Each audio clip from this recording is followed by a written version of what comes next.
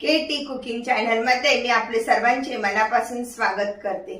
मधल्या वेळेत खाण्यासाठी खडी साखरेचा वापर करून बनवूया मखाना लाडू। वेलदोडे भाजून घेतलेले या वेलदोडे थंड असतात आणि तोंडाची दुर्गंधी घालवण्यासाठी या वेलदोड्याचा खूप उपयोग होतो।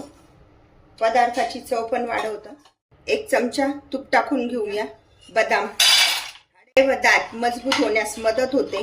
बौद्धिक कार्यक्षमता वाढवण्यासाठी, शरीराची प्रतिकारक शक्ती वाढवण्यासाठी या बदामांचा उपयोग होतो। 2 मिनिटं भाजल्यानंतर बदाम काढून घेऊया।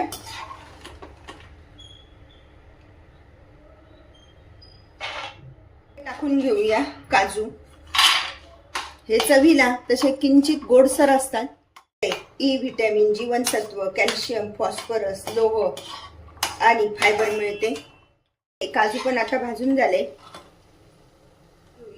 मगज हृदयविकार व केस निरोगी ठेवण्यासाठी या मगजबीचा उपयोग होतो। मॅग्नेशियम आणि निरोगी फॅट्सचा उत्तम स्रोत आहे। रोगप्रतिकारक शक्ती वाढवतात। हृदय व केस निरोगी ठेवण्यास या मगजबीचा उपयोग होतो। आता हे काढून घेऊया। पिस्ता आणि वॉटरमेलनच्या बिया। पिस्ते आणि वॉटरमेलनच्या बिया सुद्धा आपल्या शरीरासाठी खूप उपयोगी आहे। असं तडतड झाल्यानंतर काढून घेऊया। मनुके थोडंसं तूप टाकून घ्यायचं। छान असे फुगले बघा। आता ते काढून घेऊया। मनुके अशक्तपणा दूर करतात, हाडे मजबूत करण्यासाठी मदत होते आणि रोगप्रतिकारक शक्ती वाढवतात। असे हे मनुके आता आपण काढून घेऊया। फुटाण्याच्या डाळ्या,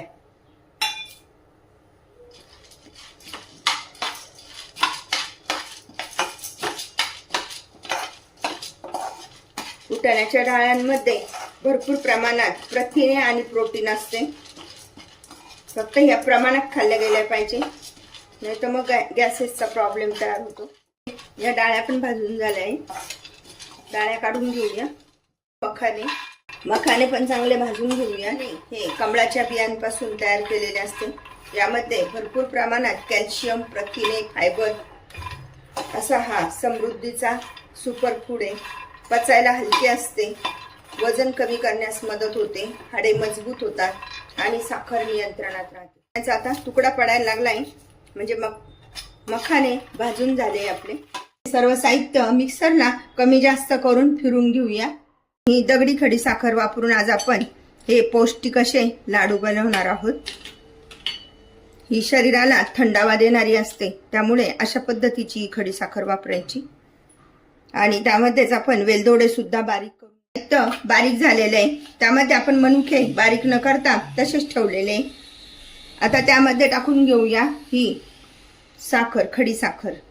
तर प्रथम आपण हे परातीमध्ये सगळं साहित्य काढून घेऊया आणि एकत्र करूया ही खडी साखर। हे सर्व साहित्य त्यामध्ये टाकून घ्यायचे आणि 1 मिनिट फक्त परतून घ्यायचे। केल्यामुळे लाडू वळायला सोपे जातात आणि चटकन वळले जातात।